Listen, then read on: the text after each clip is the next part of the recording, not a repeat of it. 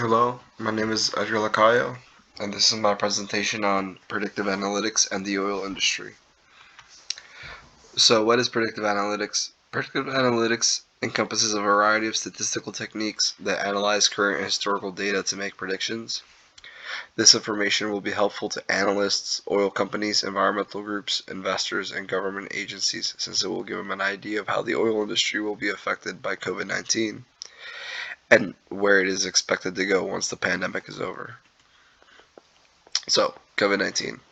COVID-19 has caused a massive drop in oil demand, which has had disastrous effects on oil prices. So, OPEC is an oil cartel of oil producing countries, and they regulate the oil industry basically. It has slashed production to keep prices high, and Saudi Arabia decided to cut prices and boost production. But Russia, which is a non OPEC country, decided to flood the market with very cheap oil too. So the effect of this is that it's caused many American fracking companies to go into financial difficulties, and it started a price war with Saudi Arabia. The effects on oil demand. COVID-19 has already altered the oil industry, and it's expected by the end of 2020, oil demand will have fallen by 8 million barrels a day, which wipes out 60 years of growth. And it's expected that demand will increase by 6 million barrels a day by 2021, but a full recovery is not expected until 2022. Cheap oil prices make electric vehicles less competitive and will slow their market penetration. So it's also affecting companies like Tesla, for example. This chart, uh, it shows the million barrels of oil equivalent per day, sort of predictions for every year.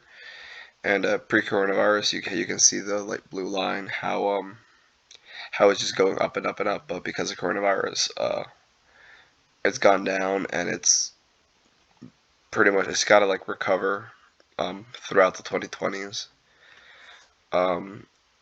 So they're predicting that demand will take a very long time to completely readjust because of coronavirus.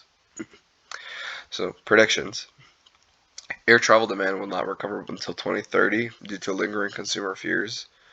So basically, people won't travel as much because there'll still be the memory of coronavirus.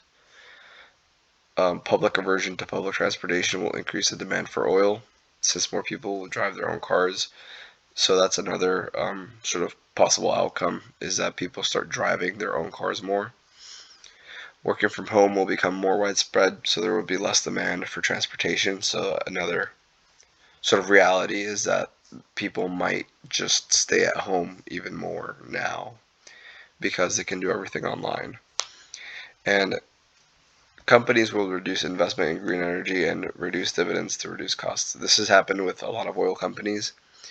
They've slashed dividend payouts to investors, and they've reduced a lot of American companies, especially, have reduced their green energy initiatives. But this hasn't really been the case for many European companies who have uh, pledged to continue investing in green energy, even with the effects of coronavirus on their uh, cash flows. This is the reduction in capex guidance. So that's capital expenditures. That just means how much money they're spending.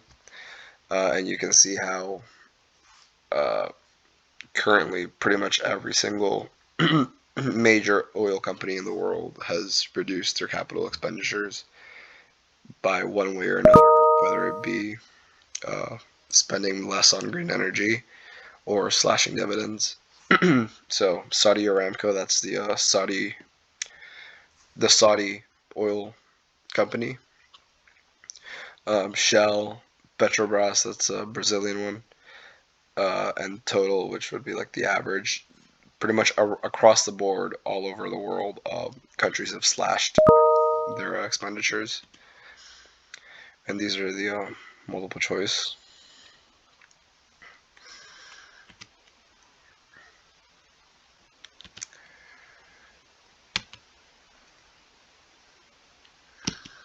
These are the works cited. Thank you.